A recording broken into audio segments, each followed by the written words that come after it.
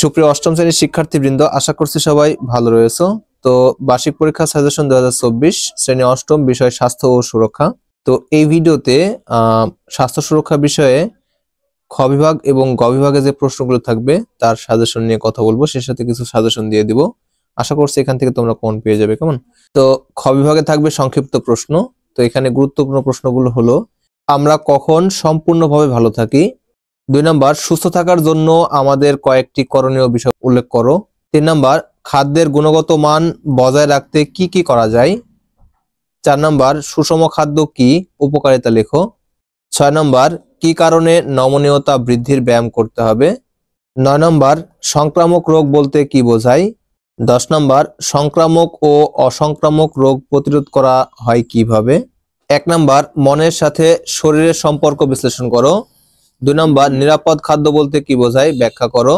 6 number, কেউ পানিতে ডুবে গেলে করণীয় কি? 7 নাম্বার, মানসিক চাপের ইতিবাচক প্রভাব ব্যাখ্যা করো। 8 নাম্বার, মানসিক বিকাশ বলতে কি বোঝায়? 10 নাম্বার, অসংক্রামক রোগ ব্যাধি কেন হয়? 1 নাম্বার, স্বাস্থ্য সম্পদ কথাটি বুঝিয়ে বলো। 3 নাম্বার, সুস্থ থাকার জন্য নিরাপদ খাদ্য গুরুত্বপূর্ণ, ব্যাখ্যা করো। 7 নাম্বার, মানসিক চাপের ফলে আমরা কোন ধরনের আচরণ করি? 9 নাম্বার, কৈশোরকাল কাকে বলে? 7 নাম্বার, এভারেস্ট বিজয়ী একজন পর্বতারোহীর নাম বলো। 10 নম্বর, উচ্চ রক্তচাপ কি ধরনের রোগ? 3 নাম্বার, খাদ্যে ভেজাল বলতে কি বোঝো, ব্যাখ্যা করো। 6 নাম্বার, মানসিক চাপের ঘটনায় আমরা কি কি অনুভূতি অনুভব করি? 2 নাম্বার, সুষম খাদ্য কি, উপকারিতা লেখো।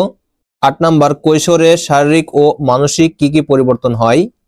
তো এখানে যে প্রশ্নগুলো ইন্ডিকেট করেছি, আশা করছি এখান থেকে তোমরা কমন পেয়ে যাবে। কেমন? গ বিভাগ রচনামূলক প্রশ্ন, এখানে দৃশ্যপট বিহীন প্রশ্ন থাকবে। 1 নম্বর, স্বাস্থ্য কি, কিভাবে ভালো থাকা যায়, ব্যাখ্যা করো। 2 নম্বর, খাবারের পুষ্টিমান বজায় রাখতে করণীয় সম্পর্কে লেখো। 4 নম্বর, আত্মবিশ্বাস কিভাবে পাথেয় হতে পারে, বর্ণনা করো। 1 নম্বর, সুস্বাস্থ্য চর্চায় তুমি যা যা করো সেগুলোর বিবরণ দাও।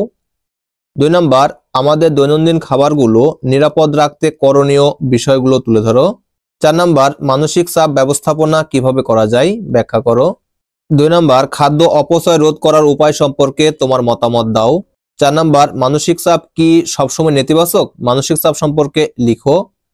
5 নম্বর, অসংক্রামক রোগের ক্ষেত্রে পারিবারিক ও জিনগত ইতিহাস গুরুত্বপূর্ণ, ব্যাখ্যা করো। 1 নম্বর, সুস্বাস্থ্য চর্চায় তুমি যা যা করো সেগুলোর বিবরণ দাও। তো গ নাম্বার রচনামূলক প্রশ্ন, দৃশ্যপটবিহীন জন্য যে প্রশ্নগুলো ইন্ডিকেট করেছে, আশা করছি এখান থেকে তোমরা কমন পেয়ে যাবে। এগুলো অবশ্যই তোমরা গাইড অথবা মূল বই দেখে পড়ে নেবে। কেমন? ঘ বিভাগ রচনামূলক প্রশ্ন, এখানে দৃশ্যপট নির্ভর, অর্থাৎ উপরে একটি অনুচ্ছেদ থাকবে, তার আলোকে দুটি প্রশ্ন থাকবে, তার সমাধান করতে হবে। তো 1 নম্বর একটি অনুচ্ছেদ রয়েছে, এ আলোকে দুটি প্রশ্ন রয়েছে। ক নম্বর রয়েছে, সুস্বাস্থ্য চর্চায় তোমার পছন্দের ব্যক্তির কাজ উল্লেখ করো এবং তার কাজের প্রভাব ব্যাখ্যা করো। খ নাম্বার, স্বাস্থ্য চর্চার উপায়সমূহ তুলে ধরো। 2 নাম্বার, এখানে অনুচ্ছেদ রয়েছে, সেলাকে দুটি প্রশ্ন রয়েছে। ক রয়েছে, মোনার খাবার গ্রহণে অনিচ্ছার কারণ কি হতে পারে, ব্যাখ্যা করো। খ নাম্বার রয়েছে, বন্ধুদের সিদ্ধান্তের ফলাফল কি হতে পারে, বিশ্লেষণ করো। 7 নাম্বার, এখানে একটি ছক রয়েছে, রোগ ব্যাধি এবং সংক্রামক এবং অসংক্রামক, এটা ভেরি ভেরি ইম্পর্টেন্ট প্রশ্ন। ক নাম্বার রয়েছে, সংক্রামক ও অসংক্রামক রোগ ব্যাধি সম্পর্কে লেখো। খ নাম্বার রয়েছে, সংক্রামক ও অসংক্রামক রোগের তালিকা দেখাও। 6 নম্বর প্রশ্ন, এখানে একটা অনুচ্ছেদ রয়েছে, এর দুটি প্রশ্ন রয়েছে। মুড সুইং বলতে কি বোঝায়? বয়ঃসন্ধিকালে মুড সুইং ব্যতীত কি কি চ্যালেঞ্জের মুখোমুখি হতে হয়? খ নম্বর, ব্রণ কেন হয় এবং ব্রণের মোকাবেলায় করণীয় কি কি? 4 নম্বর প্রশ্ন, এখানে একটা অনুচ্ছেদ রয়েছে, সে আলোকে দুটি প্রশ্ন রয়েছে। ক নম্বর, আবুলের মানসিক চাপের নেতিবাচক প্রভাব উল্লেখ করো। খ নম্বর, বাবুলের মানসিক চাপ কি ইতিবাচক, ব্যাখ্যা করো। 5 নম্বর, এখানে একটা অনুচ্ছেদ রয়েছে, সে আলোকে এর আগে দুটি প্রশ্ন রয়েছে। ক নম্বর, সেতুর মধ্যে কোনটির লক্ষণ প্রকাশ পেয়েছে, ব্যাখ্যা করো। খ নম্বর, সেতুর সমস্যা দূরীকরণে তার মায়ের বক্তব্য কেমন হওয়া উচিত বলে তুমি মনে করো। 2 নম্বর প্রশ্ন, এখানে একটা অনুচ্ছেদ রয়েছে, এর আলোকে দুটি প্রশ্ন রয়েছে। ক নম্বর, নিরাপদ খাদ্যের গুরুত্ব সম্পর্কে লেখো। খ নম্বর, খাদ্য নিরাপদ রাখতে কি করণীয়, ব্যাখ্যা করো। এটা ভেরি ভেরি ইম্পর্টেন্ট।